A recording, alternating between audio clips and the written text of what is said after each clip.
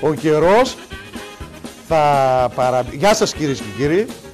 Ο καιρός θα παραμείνει ζεστός, όχι, θα βρέξει και θα βρέχει το πρωί, μετά θα ξαναβρέξει το μεσημέρι και τι γίνεται ρε παιδιά, και θα αρχίσει να όχι, λάθος, θα αρχίσει να χιονίζει σταδιακά.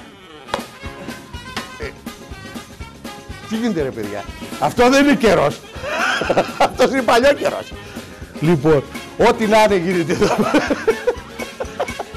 Λοιπόν, το βράδυ θερμές αέριες μάζες από κάτω προς τα πάνω θα έρθουν και θα στρώσουν τον καιρό. Θα βγει ο ήλιος και θα βγάλουμε τα μπουφάλια μας, θα πάμε στη θάλασσα και... Ναι, λοιπόν, κρατεί ένα κρύο εδώ στο στούντιο. Κάνει το Τζοάννα μου. Λοιπόν, και το Σαββατοκύριακο ο καιρός θα είναι ιδανικός.